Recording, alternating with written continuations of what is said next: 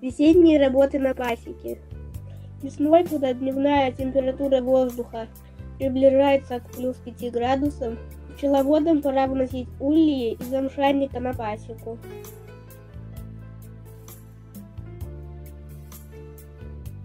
Амшанник – это помещение, которое заносит ульи на зимовку. Так как улей очень тяжелый, его выносят при помощи специальных приспособлений. Это или носилки, или специальная тележка. На носилках улей должны нести 2 человека, а на тележке может довести 1. Чтобы крышка улья по дороге не слетела, лучше стянуть весь улей специальным ремнем.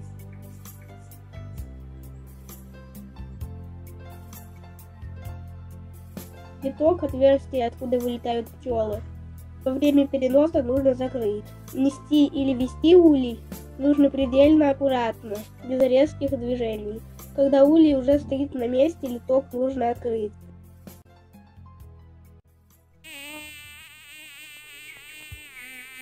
Пчелы успокаиваются и начинают вылетать из улья. В теплую солнечную погоду они совершают очистительный облет, опорожняя свой кишечник.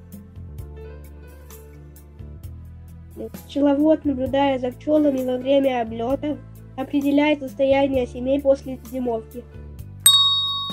Активный лед пчел около передней стенки улья и вокруг его свидетельствует о том, что семья в благополучном состоянии. Если облет слабый или пчелы совсем не вылетают, то можно предположить, что матка погибла или ослабла за зиму. Слабым семьям пчеловод должен оказать помощь. Он проводит беглый осмотр семей. Семьям, не имеющим кормов, немедленно дают запасные рамки с медом и пергой. При отсутствии медовых рамок пчелам раздают сахар и медовое тесто. Если семья не пережила зиму и погибла, то их гнездо надо разобрать, а рамки убрать в недоступное для пчел место. Следующий этап работы на пасеке – это очистка дна ульев. Чем быстрее пчеловод ее проведет, тем лучше для пчел. Запасное чистое дно ставит вместо грязного, а грязное чистит и дезинфицирует. Пчелам необходима вода. И если ее нет поблизости, то около ульев надо поставить поилки. В воду можно подмешивать витамины и разные добавки для профилактики болезней. После того, как устанавливается теплая, не менее 14 градусов безветренная погода, пчеловод проводит плавную весеннюю ревизию каждой семьи пчел. Если улей внутри грязный, то пчел нужно пересадить в чистый улей. Во время этой ревизии определяется сила пчелиной семьи. И ставится каждой семье оценка. Оценку 5 ставят сильным и хорошо перезимовавшим семьям, 4 менее сильным, 3 семьям средней силы, 2 слабым семьям и 1 семьям, подлежащим выбраковке. Такие записи пригодятся в дальнейшем при работе с пчелами.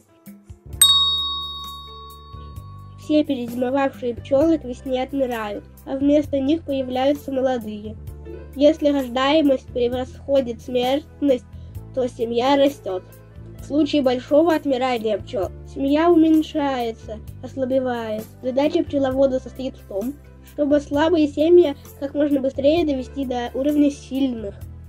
Этот процесс называется подсиливание семей. Для этого из сильной семьи, в которой имеется более 6 рамок печатного расплода, вынимают лишние рамки, добавляют к слабым семьям. Также можно объединить слабую и среднюю по силе семью. Каждая семья пчел имеет свой специфический запах, по которому пчелы отличают свою пчелу от чужой при ее входе в улей. Чтобы избежать потери пчел при объединении семей, им придают однообразный запах. Например, разрезают луковицу и кладут на рамки одной и другой семей, намеченных к объединению, или обрызгивают обе семьи пчел водой с запахом мяты.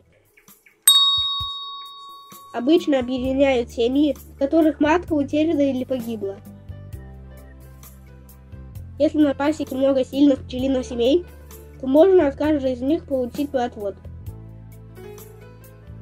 Или сделать сборные отводки. Это когда от 2-3 семей отбирают понемногу пчел и расплода, формируя новую пчелиную семью. Так получается прирост пасек.